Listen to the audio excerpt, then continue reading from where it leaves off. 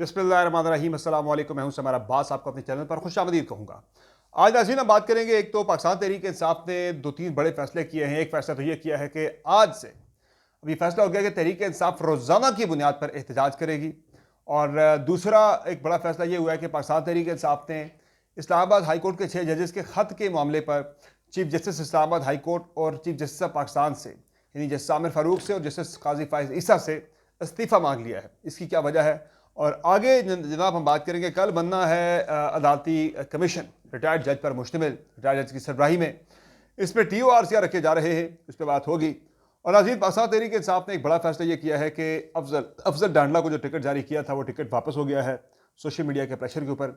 एक खबर ये भी है कि आज आसिफा भुट्टो जरदारी जो हैं वो NA 207 नवाब शाह से बिला मुकाबला रुकने कौमी असम्बली मुंतखब हो गई हैं। फिर बलूचिस्तान से तमाम के तमाम 11 सेनेटर जो हैं वो बिला मुकाबला मुंतखब हो गए हैं, वहाँ इत्तफाक हो गया है। और KP में इत्तफाक नहीं हो सका, इसकी वजह क्या है? और फिर आपको बताएंगे एक और बड़ा अहम मामला जनाब, वो है कल, यानी कि इस मामले पे चीज़ें देखने को मिल सकती हैं। एक बड़ी इंपॉर्टेंट सियासी डेवलपमेंट है। और फिर मौलाना फजल रहमान अपनी तारीखें दे चुके हैं कि उन्होंने 3 तारीख को और फिर 25 को 3 जलसे करने, एक 25 को, एक 25 इस मार्च को, फिर 2 मई को, 9 मई को मौलाना फजल रहमान जो है वो पेशावर में जलसा कर रहे हैं। इसकी क्या वजह है? और एक और बड़ी इंटरेस्टिंग गेम हुई आज मुश्तरका मुफादात कौंसिल में। आज एक बहुत ही इंटरेस्टिंग गेम हुई है कि इसहाक डार साहब की फिर एंट्री डाल दी गई है ऐसी बड़ी अहम कमेटी में, और वजीर ख़जाना को हैरानकुन तौर पर उस कमेटी से बाहर कर दिया गया है। लगता है कि इस पर भी शहबाज शरीफ साहब को मुँह की खानी पड़ेगी और फिर जो है दोबारा अपना फैसला रिवर्स करना पड़ेगा। इस पर भी मैं डिटेल आपसे शेयर करूंगा। आपसे रिक्वेस्ट है कि अगर आपने अब तक मेरे चैनल को सब्सक्राइब नहीं किया हुआ तो चैनल को सब्सक्राइब कर लें, वीडियो को लाइक करें अगर आपको पसंद आए, और बेल आइकन जरूर प्रेस करें। तो सबसे पहले ज़रा बात कर लेते हैं, ये जो मामला है इस्लामाबाद हाई कोर्ट के 6 जजेस का, इस पर एक तो मैं आपको खबर ये दे रहा हूँ कि खान साहब ने अडयाला जेल में पाकिस्तान तहरीक इंसाफ की जो लीगल टीम है उसकी ठीक ठाक खिंचाई की है। पाकिस्तान तहरीक इंसाफ की जो मौजूदा तंजीम है उसकी ठीक ठाक खिंचाई की है। उन्होंने कहा भाई आप लोग कर क्या रहे हैं, आप में डिसिप्लिन ही नहीं है। इतनी बड़ी हैपनिंग, इतनी बड़ी डेवलपमेंट थी और आपसे कुछ हुआ ही नहीं, आप इस मामले को लेकर चल ही नहीं सके। उस पर फिर पाकिस्तान तहरीक इंसाफ ज़रा आज मुतहरिक हुई। कोर कमेटी का इजलास भी आज हो रहा है। तो उसमें एक तो फैसला ये हुआ जी, लीगल टीम ने फौरी तौर पर ज़रा वो खान साहब को मुतमईन करने के लिए, खान साहब की मजीद नाराज़गी से बचने के लिए, गुस्से से बचने के लिए मुतालबा कर दिया जी कि chief justice Islamabad high court justice Aamir Farooq और chief justice supreme court of Pakistan, यानी कि चीफ जस्टिस ऑफ पाकिस्तान जो है जस्टिस काजी फ़ाइज़ ईसा, ये दोनों अपने ओहदों से मुस्तफ़ी हों। इनके मुस्तफ़ी होने का मुतालबा कर दिया पाकिस्तान तहरीक इंसाफ ने। और अब इस मामले को लेकर और धांधली के मामले को लेकर और अपने पार्टी के कायदीन की गिरफ्तारियों के हवाले से, इमरान खान समेत दीगर कायदीन की गिरफ्तारियों के हवाले से पाकिस्तान तहरीक इंसाफ ने यह फैसला किया है कि रोज़ाना की बुनियादों पर अब एहतजाज हुआ करेगा। डेली एहतजाज होगा, डेली रैलीज होंगी, डेली मुजाहरे होंगे, क्योंकि आगे पाकिस्तान तहरीक इंसाफ वैसे भी एक मुल्क की तहरीक शुरू करने जा रही है। और इस तहरीक के सिलसिले में पहला जलसा जो है वो 6 अप्रैल को इस्लामाबाद में होने जा रहा है। फिर उसके बाद फिर 21 को कराची में होगा, और फिर बाकी शहरों के अंदर भी रैलीज और जलसे जो हैं वो किए जाएंगे पाकिस्तान तहरीक इंसाफ की जानिब से। तो इस सिलसिले में अब इसी मामले पर जो है इसको ज़रा आगे बढ़ाने के लिए, तेज़ करने के लिए, अपनी तहरीक को, वर्कर्स को मोबिलाइज करने के लिए पाकिस्तान तहरीक इंसाफ ने फैसला किया कि वो रोज़ाना की बुनियादों पर रैलीज निकालेंगे। जहाँ तक मामला है चीफ जस्टिस पाकिस्तान के और इस्लामाबाद हाई कोर्ट के चीफ जस्टिस के इस्तीफ़ों का मुतालबा, इस पर भी पाकिस्तान तहरीक इंसाफ जो है वो वकला तहरीक भी शुरू करने का प्लान कर रही है। इस पर दबाव बढ़ाया जाएगा दोनों जजेस के ऊपर। उसमें एक तो जाहिर है इस्लामाबाद हाई कोर्ट में ज़्यादा केसेस पाकिस्तान तहरीक इंसाफ के लगे हुए हैं, तो कोशिश तो ये की जाए कि दबाव इतना बढ़ाया जाए कि आमिर फ़ारूक साहब, जिनके बारे में तहरीक इंसाफ बड़ा ओपनली उन पर अदम एतमाद का इजहार करती है, ताकि उनसे केसेस के अंदर जो है वो किसी हद तक जो है, यानी कि वो कह रहे हैं कि नरमी ज़रा उनके रवैये में जो है वो लाई जा सके, कम से कम खान साहब के केसेस के हवाले से। और चीफ जस्टिस पाकिस्तान पर दबाव बढ़ाया जाए ताकि जो हमारी मखसूस नशिस्तें पाकिस्तान, यानी उनका ये दावा PTI का कि जो हमारी मखसूस नशिस्तें, वो नशिस्तें हम ताकि वापस ले सकें। ये PTI की स्ट्रेटजी जो है वो नज़र आ रही है कि हमने ये करना है कि दबाव बढ़ाना है दोनों पे और अपनी मखसूस नशिस्तें ले लेनी है चीफ जस्टिस पे दबाव बढ़ा के सुप्रीम कोर्ट ऑफ पाकिस्तान में। लेकिन मुझे इस पर कोई बहुत ज़्यादा नहीं नज़र आ रहा कि ये कोई इतनी ज़्यादा ये स्ट्रेटजी कारगर साबित हो सके। असल जो मामला है वो कहते हैं ना कि जब तक आप अगले को मजबूर ना कर दें, डिमांड अपनी पूरी नहीं करवाई जा सकती। और उसमें एक ही हिकमत अमली है कि PTI अगर एक इफेक्टिव तहरीक, इफेक्टिव अगर एहतजाजी मूवमेंट सड़कों पर शुरू कर देती है, तो फिर जो है मैं समझता हूँ कि बड़े से बड़ा मुतालबा भी पूरा करवाया जा सकता है। और उस मूवमेंट की कामयाबी जो है वो उससे सारे तहरीक इंसाफ के जो अहदाफ है वो सारे के सारे जुड़े हैं। अगर एक कामयाब मूवमेंट तहरीक इंसाफ चला लेती है तो अपने अहदाफ बड़ी आसानी से हासिल कर लेगी।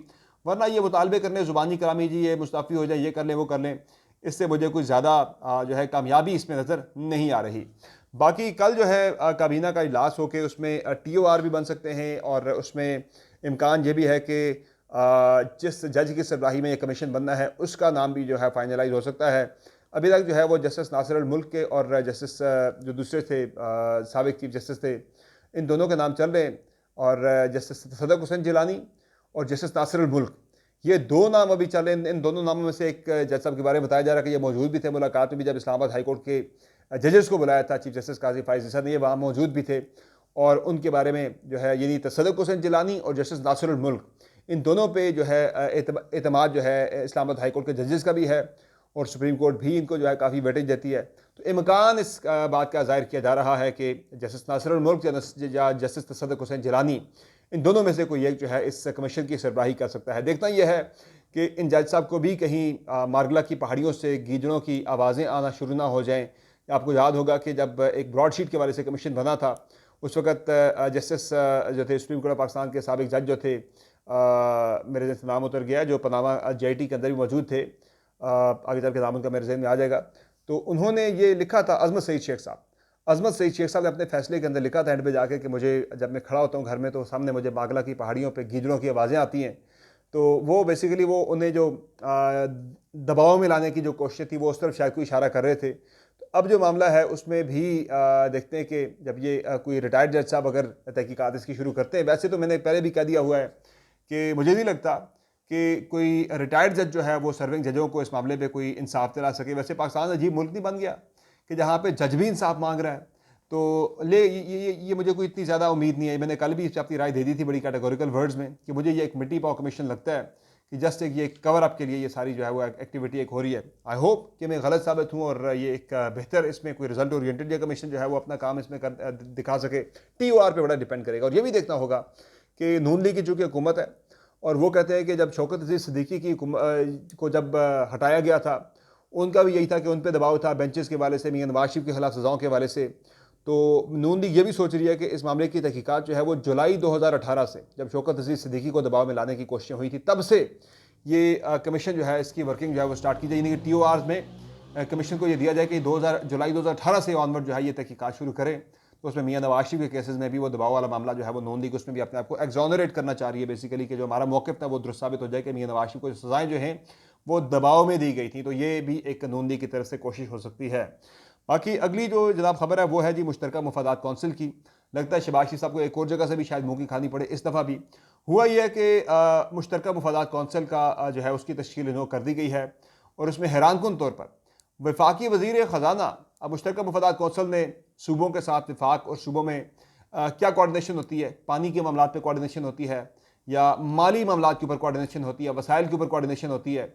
तो इसमें हैरानकुन तौर पे वज़ीर ख़जाना को इस कमेटी से आउट कर दिया गया मुश्तरका मुफादात कौंसिल से, और वज़ीर ख़ारजा इसहाक़ डार साहब को यहाँ पे भी ज़बरदस्ती शामिल कर दिया गया है।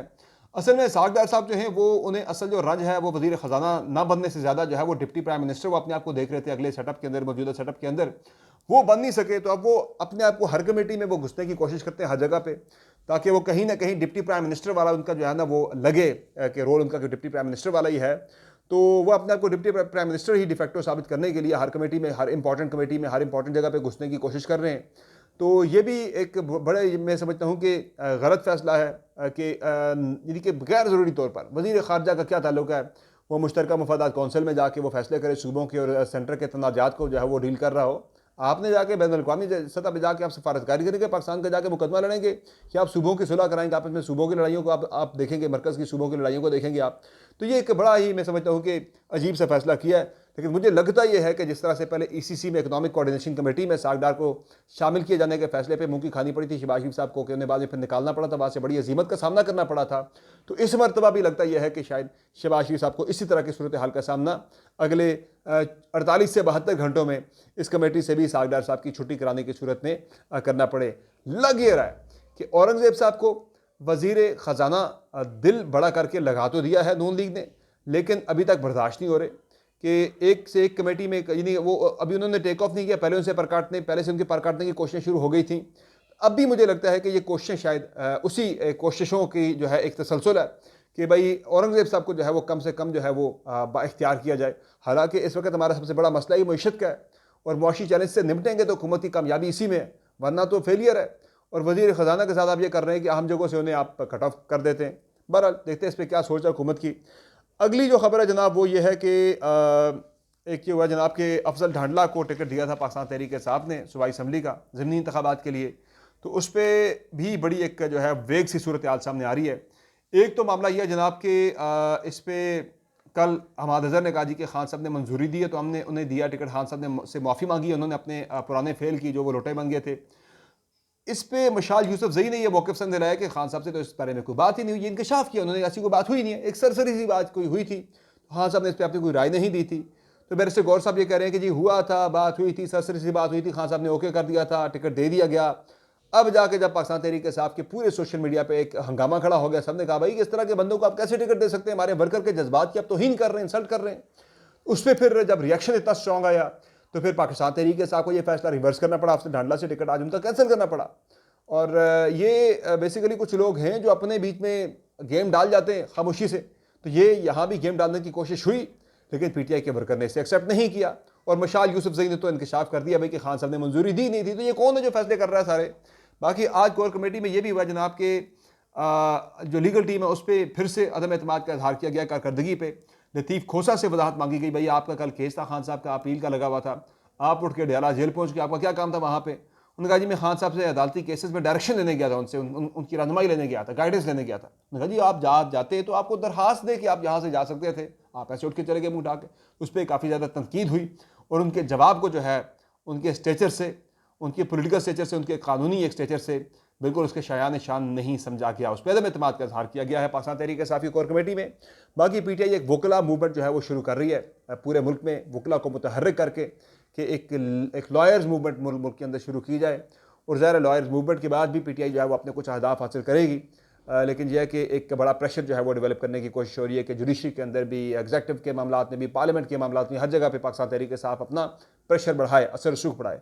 तहरीक के सिलसिले में मौलाना फजल रहमान भी ऑलरेडी अपने जलसों का ऐलान कर चुके हैं। अभी तक मौलाना फजल रहमान का यह कहना है कि मुझे अभी तक इस्लामाबाद के 6 अप्रैल के जलसे में शिरकत के लिए पाकिस्तान तहरीक इंसाफ ने मुझसे रब्ता नहीं किया। तहाँ मौलाना ने अपने जलसों की तारीखें ऑलरेडी दे दी हुई थी, जिनमें 25 को पहला जलसा कर रहे हैं मौलाना फजल रहमान कोयटा में, फिर 2 को कर रहे हैं कराची में, और 9 मई को मौलाना फजल रहमान ने फैसला किया है कि वो जलसा कर रहे हैं पेशावर में। तो एक मूवमेंट मौलाना ने भी लॉन्च कर दी है और पीटीआई भी अपनी तहरीक लॉन्च कर रही है, तो कहीं जाके अगर ये कन्वर्ज हो जाती हैं तो ये फैसला कुन और नतीजा खेज साबित हो सकती है। बाकी सिंध से खबर यह है कि आसिफा भुट्टो जरदारी NA 207 नवाब शाह से आसिफ अली जरदारी की छोड़ी हुई सीट पर रुकन कौमी असम्बली बिला मुकाबला मुंतखब हो गई है। और इस पर मैंने आपको बताया था कि वो नोटिफिकेशन जो सामने आया था कि टोटल 7 लोगों ने इस जगह से इलेक्शन के लिए अप्लाई किया था, 11 लोग थे, 11 में से 7 के नॉमिनेशन पेपर मुस्तरद हो गए थे। आसिफा भुट्टो जरदारी और 2-3 उनके कवरिंग कैंडिडेट रह गए थे, तो अब वो कवरिंग कैंडिडेट ने नॉमिनेशन पेपर वापस लिए, तो वो बिला मुकाबला वहाँ से हो गई है। तो आसिफ अली जरदारी का जो जादू है वहाँ पे वो चल गया है। फिर एक जो सदर के इंतखाबात के हवाले से यह है कि बलोचिस्तान से तमाम सेनेटर जो हैं वो बिला मुकाबला हो गए हैं। अब एक तरफ मौलाना फजल रहमान तहरीक शुरू कर रहे हैं, दूसरी तरफ नून लीग उन्हें अकोमोडेट कर रही है कि बलोचिस्तान में जो टेक्नोक्रेट की नशिस्त है उस पर जमीयत उलमा इस्लाम फ़े ने नून लीग से फेवर लिया है। मुस्लिम लीग नून की सीट बनती थी टेक्नोक्रेट की, उन्होंने अपना बंदा विड्रॉ करके वहाँ से जमीयत उलमा इस्लाम फ़े के मौलाना अब्दुल वासिक को कामयाब करवाया। तो वहाँ फेवर भी ले रही है JUI, यहाँ तहरीक चला रही है, तो समझ नहीं आ रही कि ये मामला है क्या, JUI किस तरफ जाना चाह रही है। तो बाकी बलोचिस्तान हुकूमत ने आज ये फैसला किया कि सीनियर सहाफ़ी हैं, हमारे दोस्त हैं, वहाँ से उनको लगा दिया है जनाब, वहाँ बलोचिस्तान हुकूमत का तर्जुमान लगा दिया है शाहिद रिंद साहब को। और ये एक फ़ैसला हुआ है सरफराज भुट्टी साहब का, शाहिद रिंद को बलोचिस्तान हुकूमत का तर्जुमान लगाने का फ़ैसला कर लिया है। करंट अफेयर के शो भी होस्ट करते हैं, रिपोर्टर भी रहे बड़े सीनियर, तो ये एक अच्छा फैसला है, मुनासिब फैसला उन्हें बलोचिस्तान हुकूमत का तर्जुमान लगाने का। That's all for today. इंशाल्लाह अगली वीडियो में फिर आपकी खिदमत में हाजिर होंगे। इजाज़त दीजिए, अल्लाह निगहबान।